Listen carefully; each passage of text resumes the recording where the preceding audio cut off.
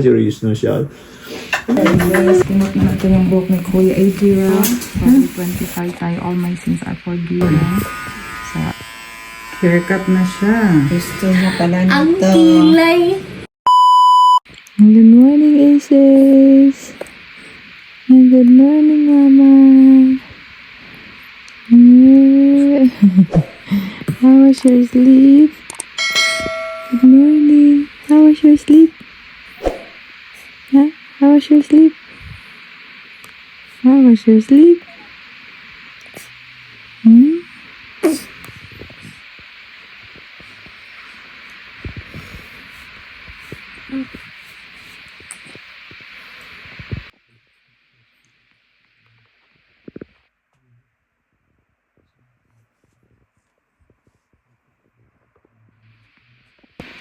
Seventeen, 18, 19, 20, 21. Good morning! Wala ka na ba ng pera doon? Wala na. Para sa bills na lang yun. So, welcome to Vlogmas number 4. So, andito kami lahat sa living room. Si Adriel, absent pa din kasi nilalagnat pa din. Ay! In Jesus' name. Ang bata ay naantok. So, ayan guys. Samahan niyo kami sa aming panibagong araw. Yeah! This video. God Mapansin bless. lang yan, oh. Di, kagabi mo pa ako din binubuhat eh. Yeah, hello, shepherd. Hello, don't be afraid. Hello, shepherd. Hello, don't be afraid. Hello, good morning, shepherd. Good morning, shepherd. Good morning. Yeah. Wow, serious na siya. What's Hey this? guys, kinot na natin yung book ni Kuya Adriel. Wala pa dun sa ano? Adriel! Wow! Pogi! Can I see? Pogi na ikaw na. Can I see? Ayan guys, naka-carrier kami ni ACL na naman. So, 11 siya nag-start matulog. Then, si Nanda at saka si Adriel, may haircut session. So, ayan, pogi na si Adriel namin. Sana ganyan palagi yung haircut mo, nak. So, ayan. Ayan guys, mag-devotion na muna tayo. So, day 25 tayo, all my sins are forgiven. So, ayan. Share ko sa inyo later kung ano yung makuha ko. So, ayan. So, all my sins are forgiven. So, we can declare by the blood of Jesus, all my sins have been forgiven. So, in the Bible, sabi ng Romans 3:23, all have sinned and fall short of the glory of God. That's why we need forgiveness. So, it's only by the blood of Jesus that we will have forgiveness of our sins. So, ayan. Making us believe that our sins have not yet been forgiven is one of the strategies the enemy uses. He does this to try and keep control in our lives. But if you declare that your sins really have been forgiven and believe it is true, you will be able to experience complete victory. So we have forgiveness of our sins. So Ephesians 1:7, memorize natin yan. So sabi niyan, in Him we have redemption through His blood, forgiveness of sins in accordance by the richness of God's grace. So ayan, the blood of Jesus means there's no sin that God cannot forgive. Amen. Nanonood ako niyan guys. Kay Karen Davila at saka Maxine Magalona. Oh guys, pagkain na ako. Time check 12:30 na. Yan pa yung ulam namin kahapon. So yan pa yung ulam namin ngayon.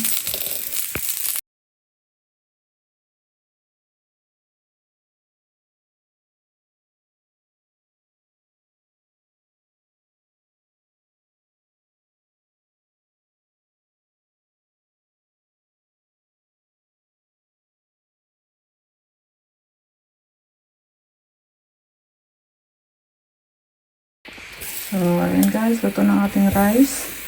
Then, magluluto sana ako ng itlog. Kaso, wala na pala kami itlog. Yun yung raman ng ref namin guys. So, konting kamatis na lang. Carrots. Yan, so wala nang itlog. Oh. Cheese. Ayan. Pero kay Dada, mamili na siya mamaya. Cabbage, wala na din. Yan na lang. O si Kuya. Yan, pogi na siya kasi na haircut na siya. Adriel. So, ang reward niya is I mean watching. banana. Ah! Lena. You get banana as well. Ah. Si Dada is nag DIY haircut naman. So, haircut na siya. See? Mukha na siyang 50. Ngayon mukha na siyang 30. Tala naman ako. Grabe ka naman sa akin. So, magluto ako nitong ham guys para kay Israel. Ayan. Saka ito noodles. Saka bulad. Ayan. May dagdag yung ulam namin kahapon na uubusin na namin siya ngayon. Dito pa din si Ace sa akin.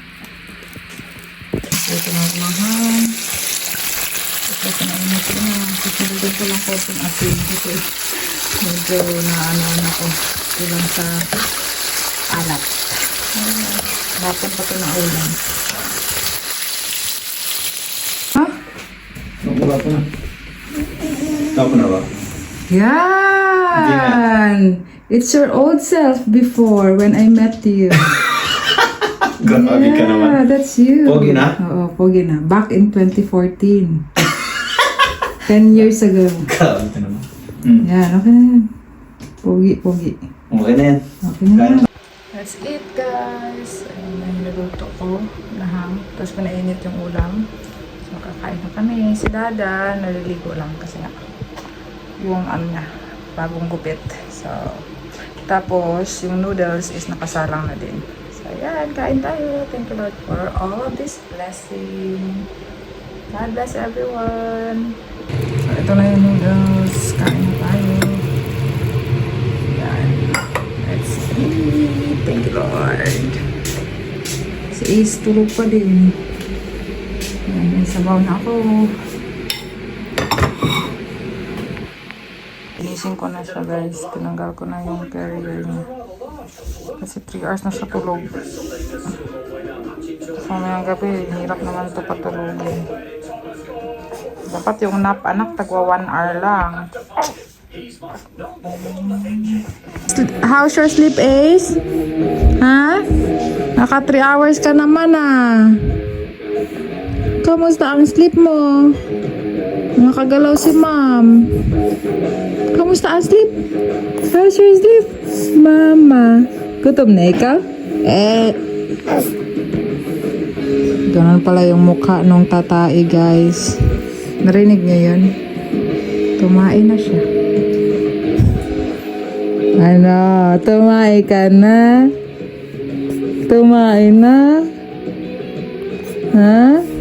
Tumain ka na? Galing naman na. Tumain na ikaw? Ha? Ay? Pupu? Pupu na ikaw? Ha? Pupu? Pupu? Napi? Fresh na ulit? Ha? Fresh na ulit ang Ace? Opo, fresh na ulit ang Ace, ma'am. Gutom na po ako, ma'am. Oh, nilalamig. Sakatsi.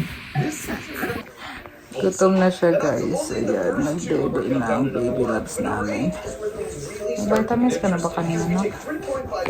Ayan, first pa dede niya ngayon. I would just like Dada to cook some other ham. Sorry? More ham. You have 3 already. Ayan, playtime ulit si Ace. Black and white. Kami time. Tapos na niya mag-dede. Tapos after niyan, tutulog na naman niya. So, ayun guys, pinapatulog ko na si Ace. Pinarear ko na ulit siya. Sleep na ka, sleep na. Yeah. Yan, tingnan mo. Grumpy. Grumpy. Grumpy. Gusto niya pala Ang nito. kilay.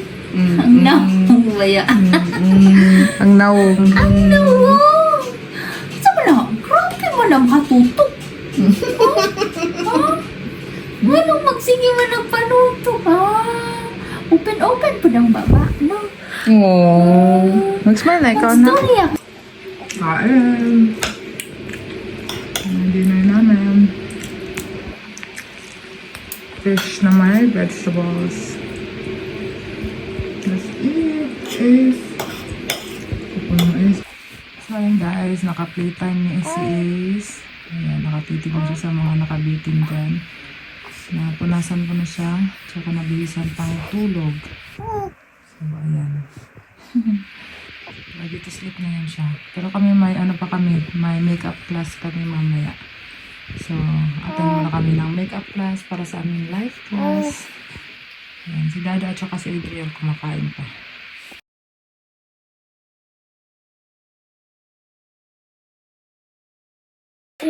Yeah, I can see it like this.